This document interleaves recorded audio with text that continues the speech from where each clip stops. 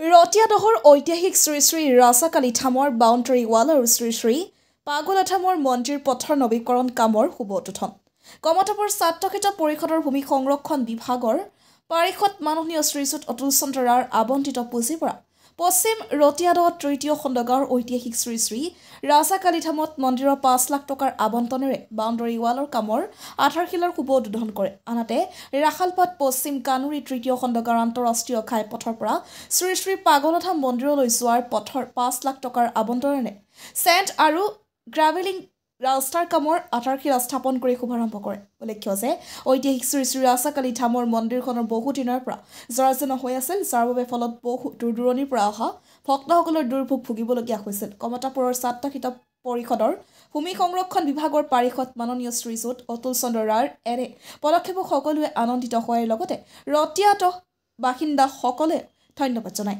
আজিৰ এই উক্ত অনুষ্ঠানত উপস্থিত থাকে কোচ ৰাজবংশী সংগ্ৰাম সমিতিৰ কেন্দ্ৰীয় সাধাৰণ সম্পাদক দুলাল চন্দ্ৰ ৰায়, ধুবুৰী জিলা সভাপতি জগদীশ চন্দ্ৰ ৰায়, ধুবুৰী জিলা বিত্ত সম্পাদক দেৱ দুলাল চন্দ্ৰ ৰায়, কেন্দ্ৰীয় উপসভাপতি দীপক ৰায়, প্ৰাক্তন শিক্ষক ভুৱন চন্দ্ৰ প্ৰধানী আৰু অত্ৰ অঞ্চলৰ মুৰব্বীসকলৰ লগতে কৰ্মীসকলে উপস্থিত থাকে। গোলাপগঞ্জৰ পৰা Tapan Roy report, north east frontier news.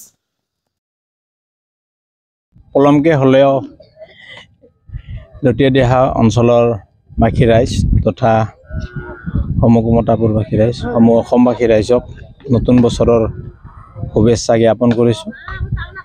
তো আজি আমাৰ কমতাপুৰ অট'নমাছ কাউন্সিল গঠন হৈ প্ৰায় 4 বছৰেই হ'ল। এই 4 বছৰত বিভিন্ন সময়ত প্ৰতি বছৰত আমাক অসম চৰকাৰে পুঁজি আবণ্টন দিয়ে ৰাইজৰ কাম কৰাৰ কাৰণে, আৰু প্ৰতি বছৰে আমি কমতাপুৰ এলেকাৰ কমতাপুৰ অট'নমাছ কাউন্সিলৰ এলেকাত বিভিন্ন অঞ্চলত বিভিন্ন ধৰণৰ উন্নয়নৰ কাৰণে পুঁজি আবণ্টন দিওঁ। তো সেই ধৰণে 23-24 বৰ্ষত এই ৰতিয়াদহ অঞ্চলত মোৰ 2টা পুঁজিৰ আবণ্টন দিছোঁ। পাগলা বাবা ধাম ৰতিয়াদহত আৰু শ্ৰী শ্ৰী ৰাজাকালী মাৰ মন্দিৰত ৱাল আৰু ইয়াত চেণ্ট গ্ৰেভেলৰ ৰাস্তাৰ কাৰণে মই আবণ্টন দিছোঁ। তো এই অঞ্চলবাসী ৰাইজক